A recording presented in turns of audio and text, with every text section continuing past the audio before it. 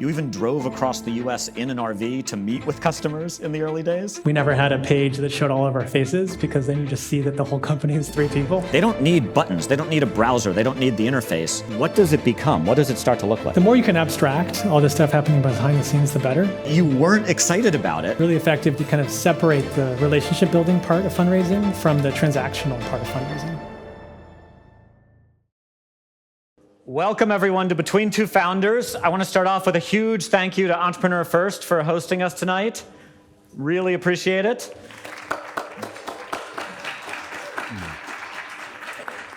We have a super exciting lineup tonight.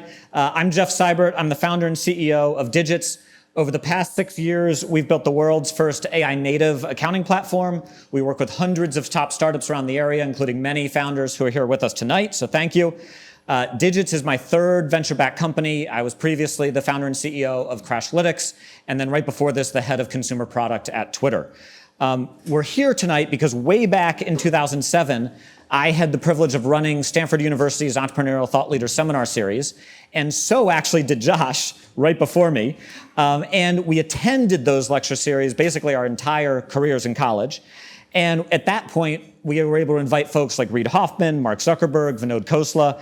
And so with Between Two Founders, I'm really excited to have the opportunity to feature today's generation of amazing entrepreneurs and bring the stories to life.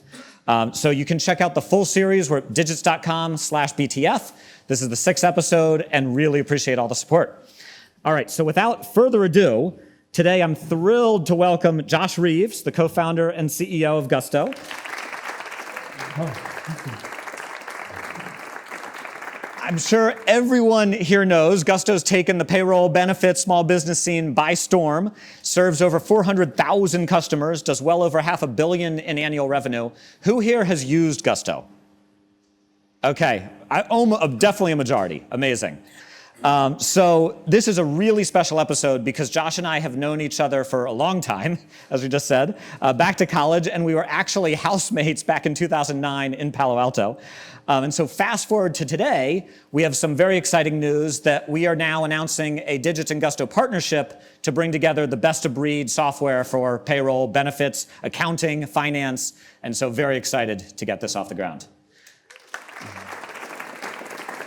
So, all right, without further ado, Josh, welcome. Thanks for joining us. I'm excited to be here, and maybe I'll just add to the comments you mentioned. I'm actually one of the few locals born and raised in the San Francisco Bay Area, and going to Stanford was where I got more introduction to startups, entrepreneurship, and what I learned then, I believe now, and will always believe.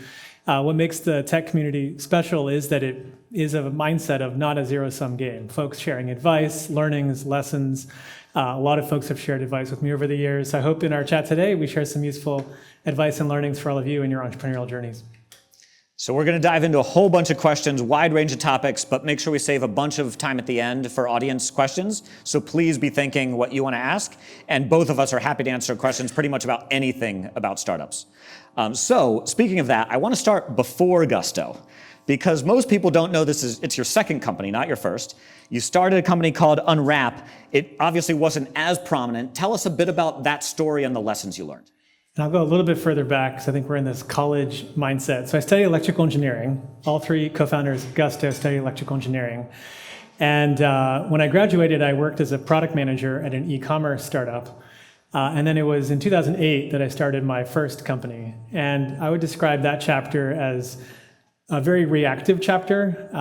Maybe hopefully some of you can relate and or know people and have learned from that type of experience. For me, it was, hey, a bunch of friends are starting companies. I'll go start a company. And I would say very strongly, that's not a good reason to start a company. And so it ended up being fine financially. We sold the business. I learned a lot.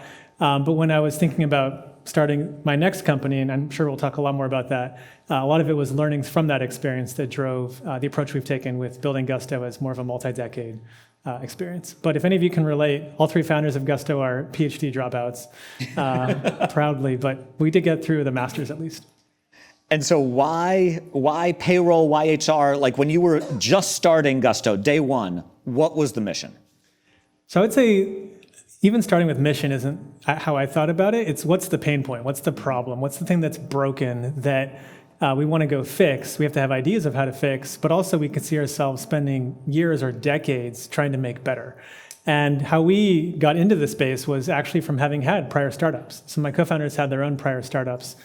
And so I had set up in that prior startup that we were just talking about, payroll, state tax registration, health benefits, contractor payments. So there was an exposure there to stuff that just felt very manual, very painful, unnecessarily complex. And being technologists, software builders, we just really thought about how could we make this easier, better. This isn't why we started a company. It's something that has to get done. If we can make it easier, better, we actually enable more people to become business owners, more businesses to be successful. Because the stat then and now is still shocking to me. Only about half of new employers each year make it to year 5. It's about a 50% survival rate. And we think a lot of why that is the case is because it's so hard to navigate all these compliance complexities. So that was one bucket of inspiration. The other was family running small business. My co-founder Eddie's dad runs a small doctor's office. My other co-founder is Tomer. His family ran a small clothing store. My mother-in-law is an accountant before she retired and did payroll for a number of companies. So those are some of the different exposure points for how 3 EE graduates got into the space. Growing up, did you ever imagine you'd be here? I mean, that's a deeper question. I imagined like wanting to go fix stuff and problem solve. My mom's an immigrant from Bolivia. My dad's from Pittsburgh, Pennsylvania, but kind of a domestic immigrant, if you will. Both were the first in their families to go to college. They moved thousands of miles away from home to go create a new life. It turned out here in the Bay Area. They were both teachers. My dad was a high school teacher in SFUSD. My mom was an elementary school teacher. So like definitely wanting to go help people was pretty ingrained in me. And then the whole technology software thing was more my choice. It's just stuff I really love doing. And when you marry the two together, then that's what I would describe as, what this industry is done right. It's just using technology to give you scale to go solve massive problems with lots of leverage. But really, you're really just trying to go solve a problem. So a lot of folks here with us are super early stage. Go back to like the first couple days at Gusto. Payroll is just this massively complex thing. It's different in all 50 states. Like, what did you do first? Yeah, so I'll take us back to November 2011. We also applied and were a part of the Y Combinator program. So that was January through like March of 2012. And once we got really anchored on, like, we're going to do stuff related to how businesses get built and kind of go through the different pain points, starting with payroll. The first thing we had to do was figure out, could we build a payroll system, right? We had zero credibility or context or expertise in that area. We were 3, more technologists. So we added an additional wrinkle or motivation, which was we said we're not going to pay ourselves till we could do it using our own system. So that was fun. But really, it was starting out with the back end. We had to build a way to go move money. We had to go build a way to go do tax filings, and we had to build a way to go do tax calculations. So those were kind of the first initial projects. Initially just for us to use ourselves to make sure we could get paid. And so you did it just in California to start and then expanded? Yeah, so the lesson here in terms of broader company execution is focus, focus, focus. So we then did expand to a few other friends companies. And when we went live in December of 2012, it was only for new companies in California with full-time salaried employees who had never done payroll before. And so that's already a pretty scoped customer set. Turns out there's still hundreds of thousands of them. The luck of being in California is it's a highly populous state. And in that first month of being live, we got 100 customers, all inbound, all word of mouth, folks we never had talked to. That's when we started to figure out, hey, we're onto something interesting. But definitely focus was really important early on, and it still is today. What was some of the moments in the early days when you sort of had questions of would this work? Well, until we could actually pay ourselves, that was obviously a big question mark. We did set that up, process it, run it. It was accurate, effective. There's another dimension to our business that maybe some of you can relate to, which is there was never a beta, there was never an alpha. What we were doing has to work right, has to be correct, has to be accurate. So even though we were a tiny startup, we never had a page that showed all of our faces because then you just see that the whole company is 3 people. So little smart things like that where you just don't have that page, right? Just say instead what you're doing and what you're about. I think what helped early on was we had some great investor support, which I know we'll talk about. We raised a $6 million seed round. But yeah, I would say it was actually more so the ingredients all felt there. We talked to a lot of small businesses. We knew that this wasn't just a pain point we had felt. close to 40% of companies in the US at that point were doing payroll by hand on pen and paper, and about a third were getting fined every year for doing it wrong. So it felt really clear that there was something broken and painful. The question was, could we build a solution that actually fixes it? And we didn't know that till about a year later when we started ramping with new customers. So I want to talk about naming. So many folks have so much trouble naming their startups. Gusto was not the original name. What was it? How did you come up with it? And why the switch to Gusto? So prioritization, right? You're three people, you're all now in that headspace. We're all coding every day, making our lunches together, living in a house in Palo Alto. At that point, Jeff was in a different house, but it's kind of the whole roommate situation. Going to the gym, working out because we want to stay healthy. And, we only had, we had a demo day coming up. We had to choose a name. That's obviously not the highest priority thing. So we just went on GoDaddy, found a name, Zen Payroll, bought it for like $7, subscription, moved on, went back to coding. And so I think we had a sense that it was probably going to be a more temporary name because we didn't spend any time thinking about it, and it was also super, super specific. But we also didn't want to change the name just for the sake of it. So it was actually in 2015 when we launched Health Benefits and really kind of wanted to communicate this broader offering to our customers that we announced the name change to Gusto. And then that was a more intentional process, obviously, of looking at like 5 character names, what we could buy, associations with the word. And we love it. We're not planning to change our name again. We think about it as kind of this warm, vibrant activity. Hopefully everyone experiences when they either start a company or join a company, where if you do work you like, you're good at, and it's fun and it's exciting and impactful, that's like working with Gusto, right? And so that's the association that we really like. Let's talk about your co-founders for a moment. You've mentioned them a few times. You're still very close, a decade plus in. How has that relationship evolved over the years? Yeah, I think like any hopefully really meaningful relationship in your life, you hope that it continues and persists, right? I hope many of you are in that same boat. But you know that there are some things that are in your control, like the ingredients that bring you together, and then a whole bunch of stuff that's just an X factor, like how people grow, change over time. I'd say being really intentional as second-time founders, wanting to tackle a real pain point, wanting to spend decades making it better, and having an aligned value system meant, and I'm not surprised that we're still really close. Like that was all very, very intentional. But my advice is you have to invest in any relationship, including a co-founder one, giving feedback, having time together. Even when we were just 3 people in that house in Palo Alto, we would do daily walks, one-on-one, giving like 3 things I want to celebrate that you're doing, 3 things I want to give you feedback on, and we did that in all the different pairings you can imagine. So investing the time, having that good feedback loop, having the ingredients be in sync. And then there's definitely some luck. Like we're 13 years in and we're each like as obsessed, as focused on the mission and building Gusto to its full potential. And then there's also a bunch of bonus stuff. Like we didn't expect our parents to become friends. Like the mothers of the founders at Gusto literally do trips together. Like last week I went to LA and went and stayed at Eddie's mom's house. And I was like texting him, by the way, I'm staying at your mom's house. I'll say hi to her for you. So we've also become quite close on many dimensions. That's amazing. How, as we now move towards scaling the company, how have you divided and conquered different responsibilities amongst the 3 of you? Yeah, so roles have changed a lot. I'm going to try to anchor on earlier stage. Early on, Eddie focused much more on engineering, everything technology. Tomer focused much more on product, customer experience, design. And even though my first job was as a product manager and I did some of our early design work, early on I focused on everything go-to-market and everything kind of operations, business-centric. So all of our back office and also building out our different marketing motions and sales motions. So that was kind of the first couple years. When you start getting into like having leadership teams and kind of multiple layers, roles keep evolving. At this point, high level, Tomer's really focused on everything around incubation, new product development, kind of discontinuous things we do to kind of keep transforming the company. Eddie's really focused on everything AI, which is obviously a huge paradigm shift and a massive tailwind to what we're doing.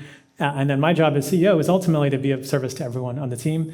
And some of that shows up through planning, through obviously strategy, prioritization, through fun events like this. So I want to now, as we're growing the company, the key milestone for basically every startup is product market fit. What was the moment you thought you had it? How did you know you had it? What triggered that? So I'm smiling because there's multiple phases. I'd say the real moment was December of 2012, but I'm going to go back to an earlier moment because I think it oversimplifies things when you just focus on a single moment. So we paid ourselves, then we onboarded some friends' companies. At that point, you got to really sequence things. So we literally had no front end. It was just a back end system. And onboarding was going to talk to Tomer, one of my co-founders. He would come to your house, he'd call his cell phone, you would type into his laptop, or he'd come to your home and you'd just talk to him directly. And so obviously not scalable or sustainable, but very, very high touch. And that worked for 5 companies nearby with people we knew quite well. The cool irony is with AI, we're going back to that, right? It's like back to the past with a much, much more human, agentic kind of interaction model. But that got us the impression that we could build something useful, functional, that worked. December is when we launched the front end, and we had to prove that you could self-serve, onboard, set up. We can make something complex, dramatically simpler. And because of the focus on small business especially, we had to make sure that the product was so easy, so good, so intuitive that folks could use it and love it. Again, we had this hypothesis that things like payroll are actually really wonderful moments to be a part of. People like to get paid. But prior to Gusto, you would say payroll, and people would kind of have all these negative reactions to taxes or complex workflows. And so it was that month where we added 100 customers, many of which we had never met or knew, all across California, not physically near us, having them set up, start using it without talking to us. If they wanted to, they obviously could. They could call us, email us. And then having them start telling others about it was when we started to say, hey, this is working, let's go amplify and grow the base. And what was the hook? Like, why were these early folks trusting you? Like, you were brand new to the space. Why were they going with you? So I would say my hypothesis on that, there's like the grounds up answer would be it was really, really easy to use. We had, I would say, the right timing from a credibility lens. Like, we were leveraging technologies that today are very table stakes, like cloud, paperless, and mobile. But if you had tried to do what we did 10 years prior, and you had gone to a website and been asked to enter bank details, social security details, employee data, address info, company info, and then 5 days later, that entity is going to debit $10,000 from your bank account, you would have said no, right? Like, that would have never been possible, let's say in 2000 or even 2005. So there had to be sufficient trust, and we are grateful to all the other cloud companies that laid the tracks. This was still a while ago, but at least people were using Gmail and using Dropbox and comfortable with more and more of these different applications being in a web browser.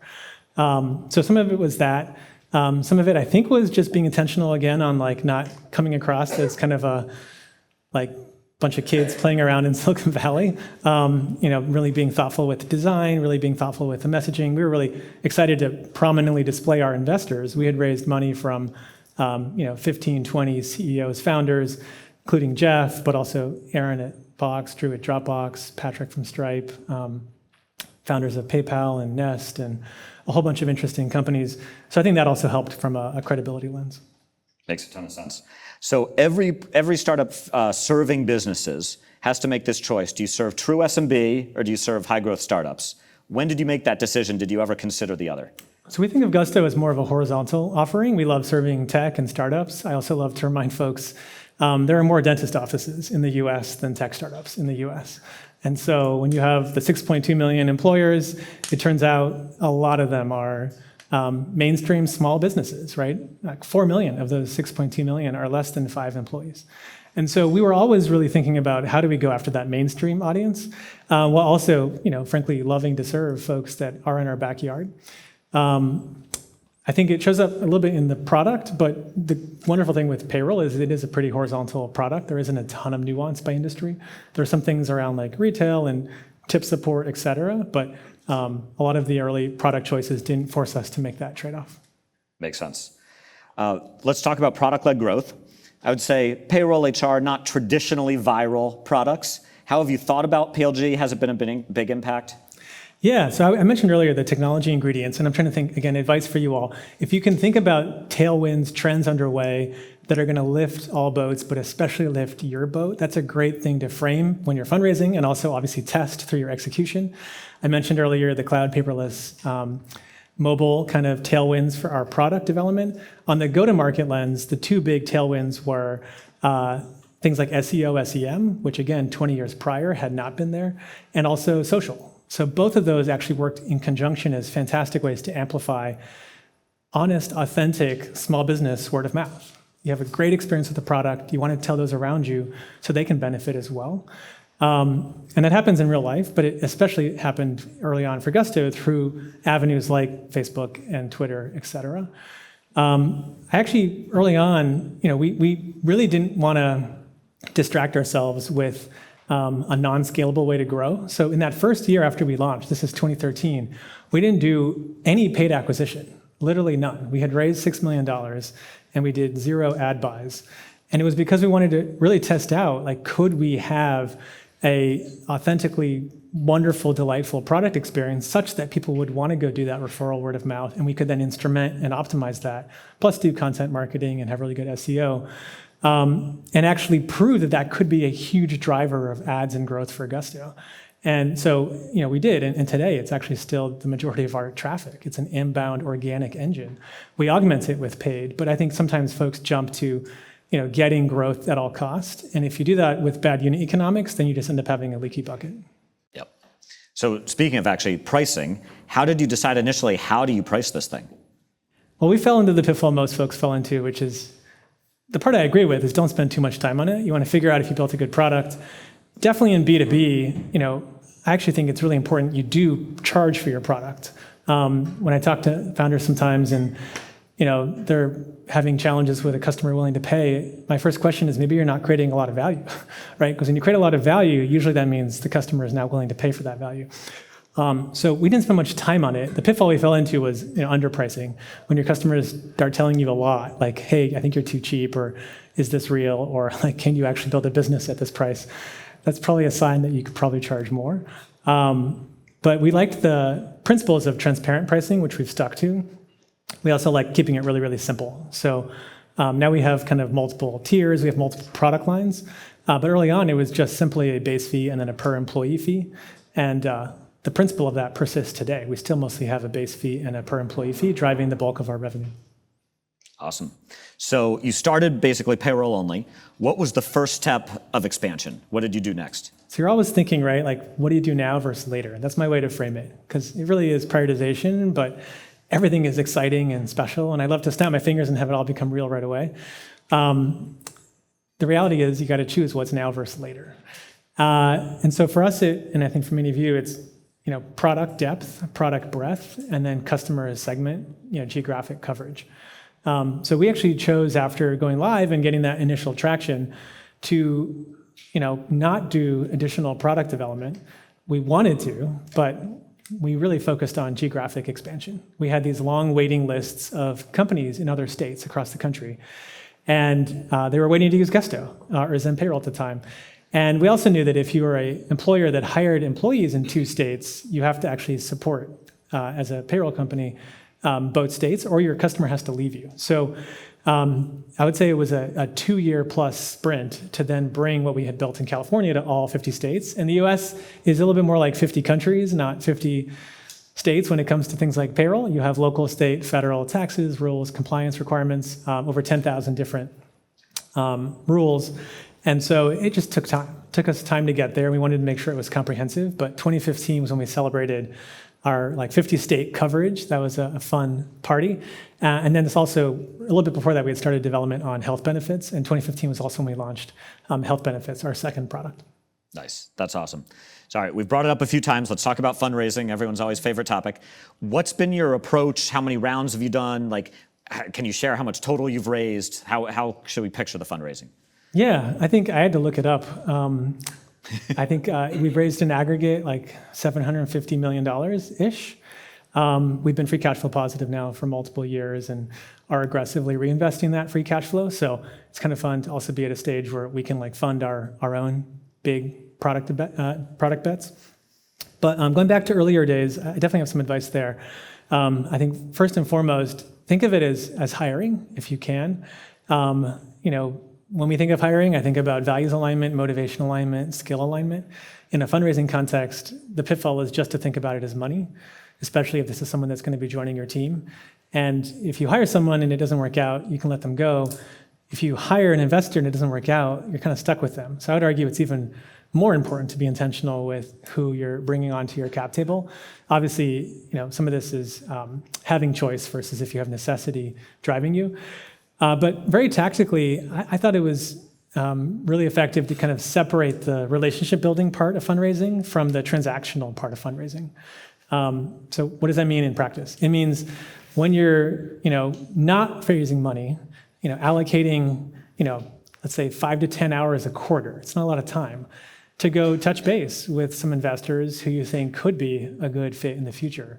And sending an email that says, I'm not raising money, but I would like to get to know you better, share with you what we're doing, see if you have some advice, I found is a fantastic activation of that conversation, because you put yourself in the shoes of a lot of investors. They're just being pinged all the time transactionally to get money or to give money. And so the chance just to talk about product, talk about strategy, hear their advice, often I found was a breath of fresh air for the investor. So we did that, and then when we were raising money, we tried to just time box it, make it a 2-3 week process, invite folks that we had now met for years. I think average length of time I knew an investor before they became a part of the cap table was about 3 years. And then you can actually be really, really directive on this is now our time period to raise money. This is all I'm going to do as a CEO. It's an intense couple-week period, but then after I can get back to running the business. And investors love hearing that message too. We have to make this tight and crisp because I got to get back to building the company. And that's what they should want you to be doing anyways, right? So those are kind of 2 very tactical things I'd recommend. Also on angel fundraising, this is a different bucket than VC. If you're going to bring in angels, who are usually operators, building companies, and not really investing as their primary purpose, but they want to do it just to help solve interesting problems in the world. That's definitely my approach, and I know Jeff's approach. When you have a great chat with someone and there's a way they can actually help you, and they also want to contribute, and you have space to add them to a financing, in that moment, ask them, who are 2 people you think could also be really interested in this problem, could also be helpful in us going and helping to solve it, and can you make an intro? And that intro of someone pinging someone they know saying, I'm investing, this is interesting, I think you could help them, do you want to also join, is probably one of the best warm intros you can get to another angel investor. I just want to double down on this advice. I could not agree more. It's amazing to me how many founders are like, oh, I need to go raise, time to go meet investors. That's completely the backwards approach. And so what you're suggesting is exactly right. We're not raising. I meet with an investor every couple weeks just to give them an update, build the relationship. So then when you are ready to raise, you already have them understanding the company, the story, where you've been coming from, and you can actually run a tight process versus if you don't prepare for that, there's no way you can close around in 3 weeks. It's going to take 6 months because you have to start all those conversations from scratch. One more advice on just even why raise, because I think that's another pitfall. There shouldn't be raising for the sake of it. There should be a goal, right? And definitely we've raised money, to be obvious, to be clear. I already mentioned how much. It was mostly to collapse time, to fund R&D, right? So we've always been obsessed with good gross margin, good CAC payback. But if we wait to get to the free cash flow to fund some product development, we wouldn't have been able to do health benefits in 2015. So to me, one of the best ways to think about it is what are the product R&D centric activities you're hoping to go accelerate or get ahead of that you would maybe do in 3 years, now you can do in 1 year. That's a great reason to raise venture money, to then go build that team, to then go deliver on that product, to then hopefully deliver on the revenue that comes from it. And sometimes it works, sometimes it doesn't, but as a portfolio, you want that to be working, and that gives you credibility to then keep building. So you've gone through, over the past decade plus, all of these different cycles, right? The hype in 2021 of everyone raising monster rounds, then that tails off, now potentially it's back for the AI companies. Did you ever think, oh no, we raised way too little, we raised way too much? What was your mentality? Well, every stage is different. So, I have no regrets. We raised a large seed round. When I think we did the Series A, we had 3/4 of that still in the bank. But that gave us the flexibility to keep thinking big, think longer term, and not be stressed about near-term capital. So I would say maybe the main thing is if you raise the money, don't feel forced to spend it. Make sure it's intentional. And then as you progress, it does shift. Earlier on, it is much more like hiring. When you're at kind of growth stage, it's much more about who has the relevant expertise to that problem space. Starting in 2018-19, we just shifted to public equities investors, Fidelity, T. Rowe, folks that buy public stocks. And for those relationships, it's a little bit more of how do you just build a multi-decade company? Those folks didn't used to do private investing, now they do. And it's a different interaction. We do quarterly earnings calls. We've done that for 5 years, as if we were a public company. That's just good hygiene if you're at scale in private, but a lot of that wouldn't make sense when you're early stage. That's more of a late stage thing. All right, so talking about hype waves, AI. Yeah. How are you thinking AI's about fun. AI in payroll and HR and in benefits? What are the opportunities? So I think, like any technology, it's a tool. How do you use it? There's two really big impacts to Gusto. One is internal. We just have lots of operations functions that AI, frankly, helps automate. It gives people superpowers so we can boost productivity. So it actually means we can actually do much, much more with a lot of the same headcount that we have. It means we can have higher gross margin to reinvest back into the business. It means people that are at Gusto have jobs that are more interesting and more impactful. So that's probably the kind of base case for any company that has larger headcount. We have over 2,500 employees. On a customer side, I would say the most exciting, fun piece is I think we'll finally break the curse of like software-based workflows where you have to know where to click and kind of have to understand and intuit, where to go on a page. We've tried to make that as simple and easy as possible, but the holy grail, in my opinion, is just software that augments you and is incredibly accessible, incredibly engaging, very proactive, very interactive. So we have more to share, but like it's the entire future of Gusto is kind of a more agentic interaction where we become the partner to a small business and then solve many, many pain points in their life, not just payroll, benefits, et cetera. I actually want to push on this because the possibility is actually quite broad, unrelated to our two businesses. If you imagine agents operating a product for you, they don't need buttons, they don't need a browser, they don't need the interface. What does it become? What does it start to look like? Well, I think you put yourself in the shoe of a small business owner. They're incredibly busy, they're on the go, they have a phone with them, so they're going to interact through what a phone enables. They're going to interact through, either an app, a web app, a chat thread, or a phone call. And so I think just actually thinking of it through that lens, these are just interfaces. How do you meet the person where they're at and make it as intuitive and accessible as possible is kind of our due north. I think not being dogmatic about it is probably the main thing. How have you done with the sort of AI tools internally with engineering, with these new coding assistants and so on? Like, how are you getting folks to use those? Yeah, we're always iterating. We're doing a 2-day hackathon right now. Team's Okay. having lots of fun with it. I mean, one of the coolest demos I saw is, it's an internal tool, but I'm sure these exist externally. You can just like draw on a whiteboard an entire kind of interaction architecture, a set of wireframes, workflows, take a picture, and we have a tool where you upload it, and it'll literally code the entire thing for you as an interactive workflow with all the corresponding like error toggle states and fully functional walkthrough. And then you go test it, tweak it, correct parts of it. But literally taking stuff that might have taken a week or two down to like a few hours, and also enabling folks that weren't engineers to go actually write code. Again, still need a time and a place to confirm parts of it, but it's a massive productivity boost, which I think we all get. Awesome. So let's shift gears to culture. This has been something you and Gusto broadly have just been famous for a long time. You're famously obsessed with customers, obsessed with this sort of internal company culture. You even drove across the US in an RV to meet with customers in the early days. I'd love for you to just share, what's your approach been? How have you thought about building culture at the company? Yeah, so I think this is where there isn't a one-size-fits-all, but what is culture? We don't actually use that term too much. I focus more on values, traditions, but really think of it as the how, right? If you talk about the what, that's like your product, your customer, your pricing, your packaging, your software architecture. But like how you collaborate as human beings in an organization is all the stuff that we're actually alluding to here.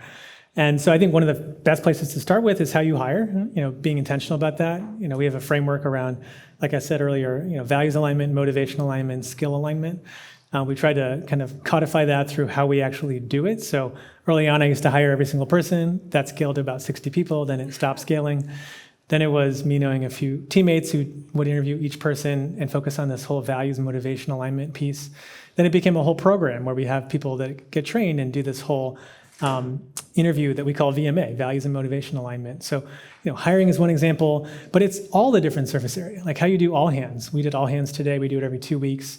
Half of our all hands are demos. It's teams coming up and showcasing what they're doing, in progress work. That's a choice, right? An all hands could just be a financial walkthrough. An all hands could be canceled. An all hands could be in whatever you want. So I think as a founder, it's thinking through all these different surface areas, onboarding, hiring, giving performance feedback. How do you measure success? How do you reward your team? What is the model that's right for you? And again, I don't think there's a one size fits all, but spending time on it is the most important thing. And it's not, to me, a people team, HR team topic. Like, that's the heart and soul of what it means to be a CEO and build a business, is to spend time on these topics with your teammates, obviously. Are there still no shoes? That's a fun tradition. So you've all heard about the house we were living in. We were all raised shoes off. Everyone in that house was shoes off. We worked in an upstairs spare bedroom. So that's where the tradition started. That did scale pre-pandemic, 1,500 Gusties, 3 offices. Everyone would take their shoes off in our office. We would walk around in socks and slippers. Yeah, it was a unique tradition that we really celebrated. Pandemic, everyone went home. Obviously, people can do whatever they want in their home. And then after a pandemic, it's been a little bit more optional. Okay. But I would say a number of folks still like doing it. And we do have cubbies in the office for anyone that wants to put slippers. That's awesome.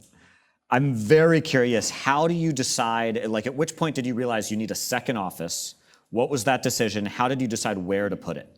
Yeah, so I'll take us back to 2015, a pretty fun year. You've heard about that. Was when we got to 50 states, launched health benefits. It's when we started building out our executive team. It's also when I got married, so that was a fun anecdote. And it's also when we opened our second office. And so, again, I'll share what we went through. A lot of this has changed, evolved. You can decide what resonates for you. But for us, prior to that, we were very much an in-person, cross-functional approach to work, where you could overhear someone on a call with a customer and be right next to the person writing code to go help that customer pain. And so when we were opening a second office, we knew we were going to be very intentional about it. And we didn't want it to be a second office. So right off the bat, we said there's no headquarters. We called them home bases at the time. Now we just call them hubs. But we're going to have 2 home bases. We're going to build multiple functions, multiple departments. We're going to have leaders be in both locations. And remember, I did all hands, and I still do, every 2 weeks. So for 2015 till the pandemic, I did an all hands rotating back and forth between Denver and San Francisco. I went there monthly, and it was always half and half, half and half. All hands there, all hands here, all hands there, all hands here.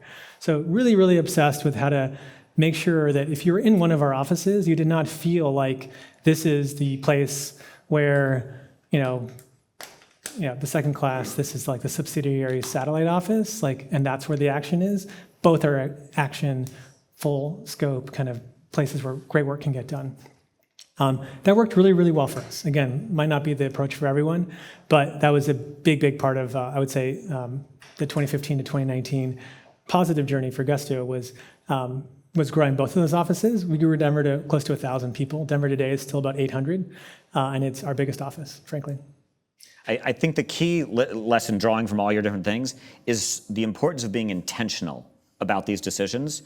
I think so many people feel they're so busy, there's so much going on in the business, they need to ship these features, whatever it might be, and they make snap decisions, and it's the intentionality that gets lost. Yeah, and it doesn't mean it takes a lot more time. It's just, having a first principles approach to what are you optimizing for? What are your design principles? What are the pros and cons? What do you decide? Are you on track with what you wanted? Or if you're off track, pivot, course correct, change the path you're on. But just even doing that, and that can be done in 5 minutes, I think is a really helpful way to move off of just the fly by the seat of your pants pitfall. All right, so let's talk about family outside of work for a moment. You're also a father of 4 kids, all pretty young. How have you balanced that? Yeah, bulk processing has been part of it. Jeff has 2 kids. His youngest is 3 months old. So we have a 6-year-old, 3-year-old, and twins that are 1-year-old. And it takes a village. We have all 4 grandparents nearby, which we're incredibly grateful for. My wife and I obviously also share a lot of responsibility there. We moved to Marin, so we're in the suburbs. Not great for commute, but good for nature. I get asked, how do you juggle? I really believe everyone's busy. I'm no different than any of you. When was the last time you had a day where you were like, I don't know what to do today, right? I can remember the last time I had that happen. I was a freshman summer, living in Santa Clara, working at Intel on a Saturday, and I was bored. That was the last time I was like, I don't know what to do right now. There's a million things for everyone to do all the time. And so I think it comes down, to something that's simple but hard to keep doing, prioritizing and then being present in whatever one thing you're doing. That's at least what I keep reminding myself about, is whatever one thing I'm doing, I want to do that one thing well. And then obviously if I'm context switching, then I shift to something else. Are there any lessons from fatherhood that you've taken and applied back to Gusto? There's a bunch of similarities, but I don't want to extrapolate too much. Probably the biggest one, and I think it's a healthy one. Someone told me when we were having our first kid, parenting is an exercise in letting go. Now, that's true and not true. It doesn't mean shirk your responsibility. If you're a manager in a company, it doesn't mean be absentee, delegate authority. Like, I'm a big fan of the situational leadership framework. So at times you have to be very directive and very in the weeds and very in the details, and that's what's warranted. But be intentional about it. Sometimes it actually is good to be delegative, to step back, to kind of let something happen on its own. And kids are definitely always out of your control. It's just how do you create the framework and the conditions for them to hopefully progress in a way that is meaningful for them. Awesome. I have a few more questions, then we'll open it up. So start thinking about what you're curious about. I want to take you back to the first year again, early stage founder. If you could give yourself a piece of advice back in 2012, what would it be? So my number one advice, I'm going to actually take myself back to my prior startup because it guided Gusto so much, and I alluded to it, but we haven't talked about it. Imagine it's the 10,000th time you're describing what your problem is. Will you be as excited as the first time? That was not the case with my first startup. With Gusto, because that was the thing I was obsessed with, that was the case. And today, it's still the case. So it just goes back to motivation. Why are you thinking of starting a company? Why are you building your company? And to me, at least, maybe it's not for everyone, but the purest drive should always be the thing you're trying to fix and the customer that you're benefiting. And no matter what ups and downs are going through, if you keep going back to that, that's a very pure drive that will give you hopefully the energy to overcome whatever obstacles are in front of you. That's awesome. And over this decade, you've hit so many milestones that founders look up to. You have clear product market fit, you're now profitable, or free cash flow. Like, how does your definition of success change? What does that mean to you? I would say the mantra I channel in the company is productive discontent. Like, the goal isn't to be done or finished. Like, there's a lot of pain out there. Our customers are still going through way too much difficulty when it comes to building and running a company. So it's kind of how do you celebrate the progress and then just think of a bunch of mountains you're climbing. You now have the ability that next mountain is even more attainable and more accessible than you thought before. You want to go achieve it. You want to go deliver upon that. And it's always through the lens of, again, value for the customer. It's why I hope to and aspire to do this for many, many decades. It's fun to problem solve. It's fun to fix stuff. We love making healthcare accessible. We love making entrepreneurship more accessible. And our customers are very vocal. So also all of the appreciation they send, and also when they're frustrated, we love to learn from that too, is really what helps me the most. That's awesome. If you had one piece of advice for these folks today, what would you share? Connect with folks around you. You're not a solo journey. That was one of the main parts that I liked about YC, and I'm sure you're all here for that reason. It's not geographically constrained, but you all are here physically, and there's folks obviously watching a video later. But it's not a zero-sum game. Go ask for help. You're on the journey with others near you. It could be different product, different problem space. But having that sounding board dynamic, especially if you're a solo founder, I think that's much, much more difficult, has really been helpful to me, and I hope it's helpful to you. Awesome. Josh, thank you so much. Thank you.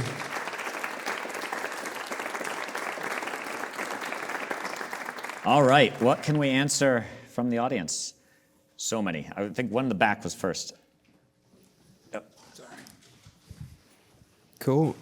So startups are quite glamorous at times, but often they feel like getting punched in the face. Could you share the story of your biggest failure and how you managed to get it out of your head and overcome it?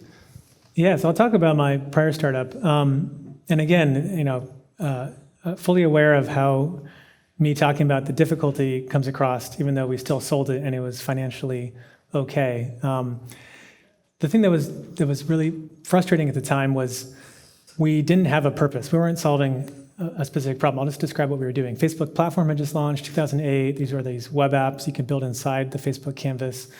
And we just started building apps, and people started using them. We put in some ads, and we started making $1,000 a day. And it was just me and a friend, and we're like, wow, we're making revenue, we're making money. That's supposed to be a good thing, right? But we had friends asking us, what are you up to? And we would just be like, we're in stealth, right? And to me, saying stealth just meant we didn't know what to say. And for 2 years, we just said we're in stealth.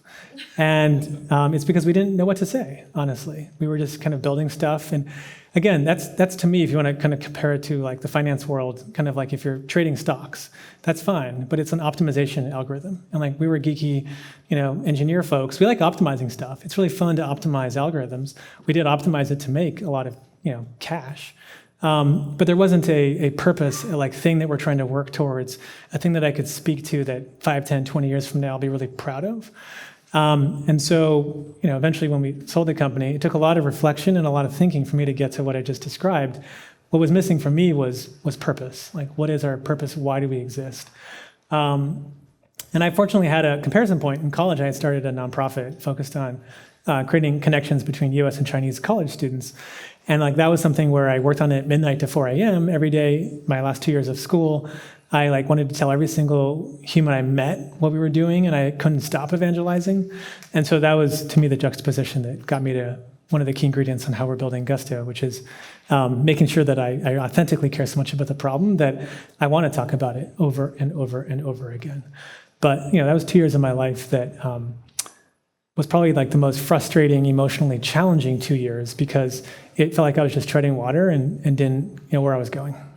And this is actually when we were living together, and it was so visceral. We were roommates at the time. You should tell them about how that seemed. And you weren't, it was fascinating. I was just like staying up all night coding. You weren't excited about it. And then when you started Zen Payroll, and just the difference in your passion was like night and day. There you go. That's the real-time anecdote. All right, yes, right here.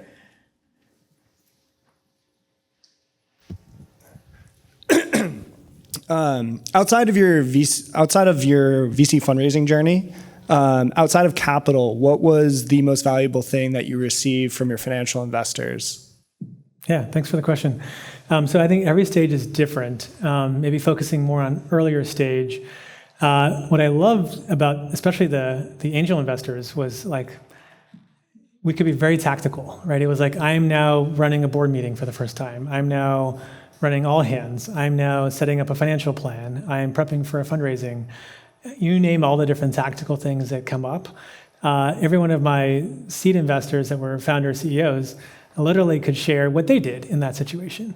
So that was intensely valuable. From a VC lens, though, we really chose a great partner, General Catalyst, Hemant Taneja, as our Series A investor. I viewed that as a different dynamic. People can optimize on different things. I optimized on someone who had a really kind heart, who was really, really hungry and ambitious, and was really smart. And so to me, Hemant was like a big brain. If any of you know Hemant, he had, I think, 5 MIT degrees in 5 years. So that's I couldn't do that. That's a big brain. And for him, it was less about context or things that he had done at that point. It was more just kind of first principles problem solving across a whole host of different topics. So that's at least the experience I had. But I know some people really like to focus on industry-specific investors that have a lot of domain expertise. Others focus on just the pure relationship dimension. To me, relationship is table stakes. It should always be someone that I want to spend time with, that I trust, that I would be proud to have be a spokesperson for my company, because they are. They are going to be representing us in different forums, and I want to make sure that I aspire and support that, not feel awkward or uncomfortable about it. Awesome. Yep, right here. Okay. So, hello. Can you? Let's pick someone from that side. Okay, sorry, we'll go over here for a moment. Yep. I've got a question about your free cash flow kind of goal. How much was that a virtue of you planning it way before versus the way the fundraising environment kind of worked out? And then my second question is, you talked about goals. What is kind of the one KPI that you've got, like that's top of mind, that's the most important thing, but it's the most challenging to kind of hit? Oh, I like that. So on the first one, it was something done right in how we did it. It's a trajectory. You're on a multi-year path to get there. And just to give you the building blocks, my overly simplistic mental model is when you're at incubation seed stage, you want to figure out the stuff we were talking about. Like, is there a real problem? Did you build a product that actually works? Does it actually solve the problem? And then will people pay for it? And do you have a, at least reasonable to start business model? But really, you're just trying to figure out, can you solve the problem? And is there like a large enough market there? When you're in scaling mode, my mental model is you have to care about unit economics. And at the most simplistic level, that's gross margin and CAC, how much you spend to get the customer, how much you spend to serve the customer. And so we just have guardrails where if something isn't at the numbers we want, we don't scale it. So it's almost just not a choice, it's just a rule for how we build and scale products. So that means then when that product gets to bigger and bigger scale, basically by definition, it generates free cash flow because you have lots of economies of scale on the cost side. And so, the reason why we raised money earlier on is because we didn't have any products at scale. Now that we have some products at scale, that gives us plenty of free cash flow to go then fund lots of new product development that in the past we would have had to go to investors for. So, to me, it's almost logical. Like everyone should aspire to have a good business model. And if you're at the scale we're at, which is, many hundreds of millions of dollars of revenue, you should just be a good business, in my opinion. If you're not a good business, you're kind of more gambling at that point, which again, when you're smaller stage, totally the way it should be done. When you're at the volumes of we move, over $500 billion a year, you got to be running the business in a pretty intentional way. To your second question, yeah, you asked about a metric that I'm obsessed with, but also is challenging and difficult. I would say right now, really focused on how we continue to evolve Gusto to solve more pain points in the life of our customer. So we have metrics around things like product attach and product utilization. We're well known for payroll. It's a fantastic front door, and we do much, much more than payroll. And so that means making hard trade-offs to how we do onboarding, how we do our dashboard. Done right, we're creating awareness for things we can help our customers with. But it does mean changing stuff that's worked for a long time, and that's why it's challenging. Awesome. Let's go back here. Yep. So you've mentioned work and life. So my question is on the intersection of that. A startup is not a typical 9 to 5, and you mentioned in 2019 you were getting married. The company was going through expansion and a new feature launch. So how does prioritization in that context go about? What do you weigh more, your family, the work, and how does that go about? Yeah, so I would say, we all have the same underlying constraint of 24 hours in a day. Everyone sleeps different amounts. I need sleep, so let's just fix my sleep at about 7 or 8 hours. And that leaves, what's left, right? About, depending if you're doing 7 or 8 hours, 15, 16, 17 hours of daylight time or awake time. To me, then, it's just prioritization at the phase of life I'm in. So, to be really personal and tactical a bit, started Gusto, was single, living in a house with roommates. This mattered the most to me then. I was willing to not see friends as much. I saw them on the weekend, but waking up to going to sleep, all I did was build and go to the gym and eat, I guess. But then weekend was when we went and did more social time. So again, maybe that's some of your playbooks, maybe it's not. Totally different than now me having kids, right? They go to bed 7 p.m. If I don't actually have time with them when they're awake, then I don't see them at all, period. So I think, again, at high level, not to make it seem prescriptive, it's just what are your priorities? And they're going to change year to year, even month to month. And having a feedback loop where you can check, did I spend my time the way I wanted to spend my time? Is probably the most helpful thing I can say. So actually, I productize that or operationalize that pretty directly. We'll have calendar reviews where I'll look at what is my ideal ratio split of time across 5 or 6 or 7 buckets. And then how did I actually spend time? And if it's off, then we just adjust, right? A lot of times I think people don't even do that feedback loop, and then you have this disconnect and you feel uncomfortable about it, and then you don't know how to fix it if you don't have that transparency. Awesome. Yeah. Right. Thank you. So 2 questions for you. The first is, can you share a fun story about being housemates? And then the second question is for both of you, which is, so I'm very familiar now with Digits and with the Gusto products, and they're both just incredible from a customer perspective.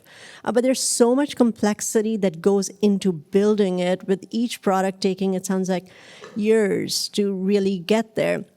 So as founders, how do you manage that kind of very long build time in which you don't have customers, from a mental health perspective, but then also from a business perspective? Great questions. Yeah. Do you want me to start on the second? Sure, go And for then it. I'm sure we'll both have anecdotes Yeah. first.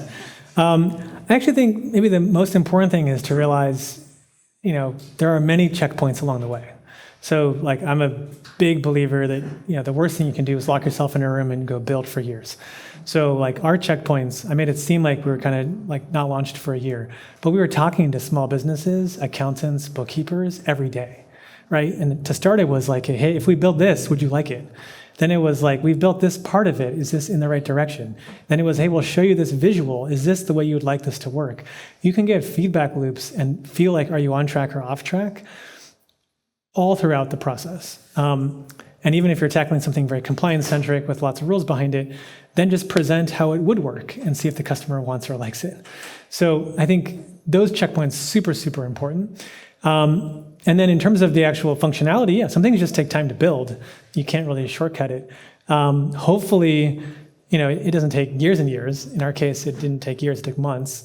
And then you just gotta, cut the problem space down as much as possible. So, again, even in payroll, there's lots of other esoteric dimensions and directions. I mentioned earlier how we scoped much, much smaller to give us a shorter build cycle. So those would be kind of my main pieces of advice. And then the more you can abstract all this stuff happening behind the scenes, the better. I always tell folks a business owner, let's say a dentist in Oklahoma, doesn't care about what's happening inside Gusto or in Silicon Valley. They want to know did we do their taxes right? Is it done quickly? Did it take a minute to set up? And if they have questions, are we here to answer them? And so there's also, I think, just a beauty of just being obsessed with the customer experience, putting yourself in their shoes. And some of these things don't seem as complicated then. Yeah, I totally agree. It's all about basically breaking down the problem you're trying to solve so that you're constantly in front of customers. And so from an accounting software standpoint, one of the first things we built was the founder dashboard. Can we help you understand your revenue and expenses? We shipped that way back in, I think, end of 2019, early 2020 to 150 companies and got a ton of feedback. And we're like, okay, they like sort of that direction. Then a major part of accounting is reporting. You can't do accounting without reporting. We spent a year building a reporting product in tandem with a whole bunch of accountants and got all their feedback. And so you sort of sequence these different features in order to be able to tell a story to the market all the different times. And then it finally comes together. And now you have payroll, benefits, HR, all the different pieces. It's funny, for our hacker house, we basically were all doing startups. So we were just all working the entire time. No, but I have an anecdote. Okay. So there was one person who was not working all the time. I remember coming home one day, I think from probably working in the library all day, and one of our roommates, who will remain unspoken, had thrown a huge party. There was just red cups and alcohol everywhere, spilled all over the place. Furniture was turned over. We were renting the house from a friend of ours from Stanford, literally his family home he had grown up in. And this is a roommate we found on Craigslist. And I was horrified. I was what has happened? We spent a lot of time cleaning up for that person, and we're very angry with them. But that's an anecdote I remember where we were cleaning together quite a bit. Yep, that is fair. Awesome, let's do a few more. Yes, one in the back again. Hey, thank you. I have a question. You acquired Ardius a couple of years ago, and are you still looking into acquiring more or building more, expanding the business? You mentioned you are looking into you are having that door open to the businesses. So what's the plan in that regard? Yeah, so putting on more of a learning for everyone hat, you always have this choice. Do you build a product? Do you partner? Do you buy? And we're now at a scale where we're excited to be broadening our product suite quite a bit. Tax credits is an amazing product domain. It's basically money most small businesses can get access to but don't know about. And because it's complex to access and a lot of it ties to payroll data, most folks are not doing it. And the folks that do get access to it are the bigger companies that frankly are not the ones the program was usually designed for. It was designed for the smaller business. And so there's just an awesome opportunity for Gusto to take our payroll data, help the customers already on Gusto kind of auto apply and access these different programs, And at that point, we had a choice. Do we want to build it, or do we have a company in mind that can get us there faster with a team that's aligned with our philosophy? And we made the choice to buy that company, Ardius, in 21. Today, that's Gusto tax credits. It's a product from Gusto. We have a lot of customers that benefit from it, and I'm really happy that we're investing in that area. There's no formula. We're adding a lot of new products and features and functionality. One thing I can share we launched in the last few weeks is Gusto Solo. There's a lot of business owners that start without a team, right? And they're not even an employer yet. And so until we launched Gusto Solo, they really couldn't use Gusto, but we're actually building out a whole suite of products for that single owner-only company to help make their life easier and better. And then when they do add an employee, they're lined up to go use the rest of what Gusto offers. So that was, the opposite. That was a first-party homegrown product solution, and we're going to continue to do both going forward. Maybe the advice I would give for folks is the whole multi-product thing can be a distraction early on. I can't emphasize enough. Early on, you want to prove that you can build one product that solves one pain point for enough customers that actually it can grow and, at minimum scale to 100 million plus of revenue. In my opinion, before you start thinking about lots of product expansion, it's really easy to spread yourself too thin and then get really distracted and then not be great at anything. Cool. Let's go over here. Yes. Thank you. I would like to know, when you feel burned out, what you will do. Yeah, I think everyone has different playbooks.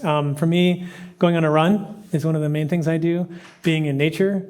Literally, I grew up in Marin. If folks don't know, a lot of hippies settled in Marin in the 60s and 70s. I'm still part hippie, so I'll go hug a tree. Honestly, looking at a tree that's 100, 200, 500 years old and thinking about what's happened in the world in that time period, puts whatever issue I'm facing in perspective very, very quickly. That tree will probably be here 500 years from now. And so it's a very easy way to zoom out and see that whatever challenge I'm facing is probably pretty small in comparison. So those are some tips. Zoom out, context change, do something physical for your body or your health. All of that can be great for mental health. Awesome. Yep, right here. Was there any other HR or payroll companies when you started Gusto? And my second question is, how do you make differences between a platform company? Because it's relatively easy to mimic other features in a platform. Yeah, so on the first one, absolutely. ADP is at that point, I think was a $50, $60 billion company, as our $100 billion company.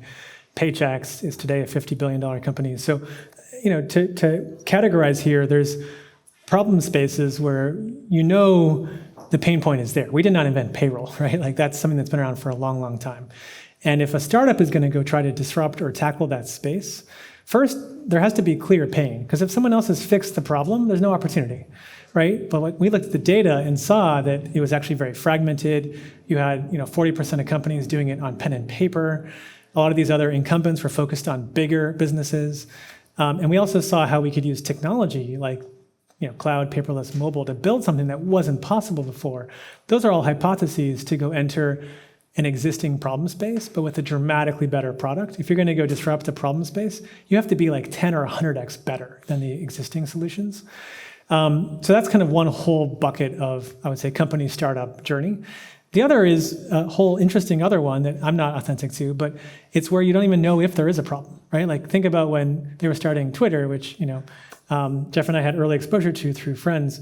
There was no idea that you're replacing anything. It was would people care? And then eventually you realize, yes or no, hundreds of millions of people do or do not care. That's a different type of company. Again, I can't speak to that one as much, but for this type of problem space, you're not debating, is there a need? You're debating how big is the pain, and then do you have the ability to be so much dramatically better, and also have an advantage distribution path to be the disruptor to that market. So that's a little bit of advice on the whole incumbent dynamic. You want to add to that? No, go ahead. The other question was, actually, I forgot the other question. Sorry. What was? How do platform companies? Oh, platform. Yeah, differentiate each other from other companies. Because it's relatively easy to mimic other companies. Yeah. I think platform itself means many things to many people. To me, it's if you have a pain point you're solving, are there adjacent pain points? The best way to decide what to go build, in addition to your core product, is to have your customers be begging you to build it. So, most of the products we've built or added were customers, requesting that thing, right? Like health benefits connects to payroll. We became a broker. We can make it really easy to enroll and set up your health plan all in one place. It leverages the same data. And so to a customer, we can say this is a better together outcome. You actually can set up way easier on Gusto. We can get access to the same plans from other places. And when we built it, then we weren't surprised that customers wanted it because they've been asking about it for a long time. So do I think the future is every platform is the same? No, there's going to be different categories. Our platform obsession area would be small business, which probably won't surprise anyone. All right, we have time for 2 more questions. Just one in the back there, and then we'll do one up here. What were the primary challenges you faced when transitioning from a smaller startup to a larger scale organization? So I'd say some of the tactical things that are difficult, but obviously you iterate to overcome. Maybe 2 jump to mind. 1, you need to really build the muscle around financial planning and forecasting. Early on to be, again, overly simplistic about it, but that's how we did it. We were just like, let's grow 10x every year. And we did for the first couple of years.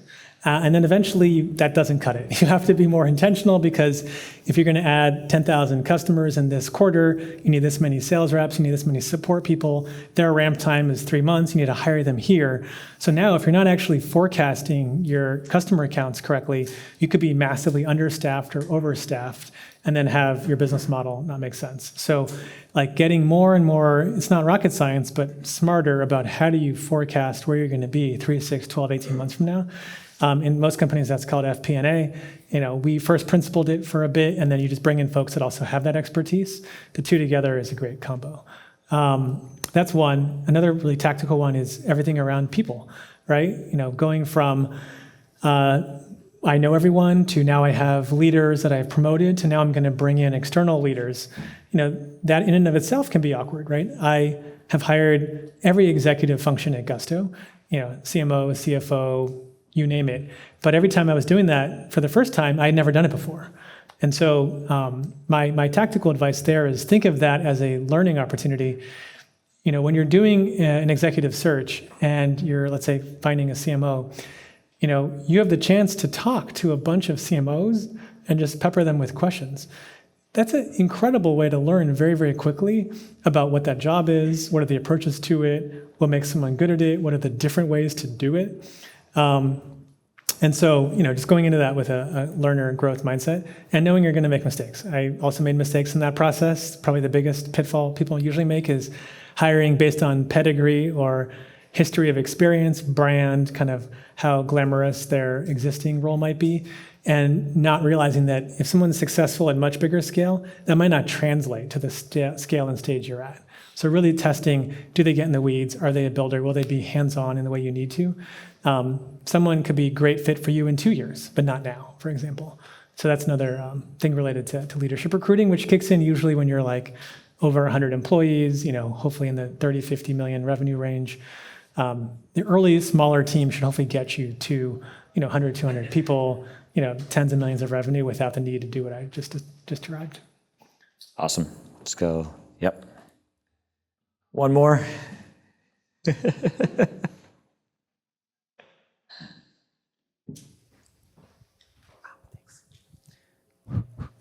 Hi, Jeff, and thanks, Josh.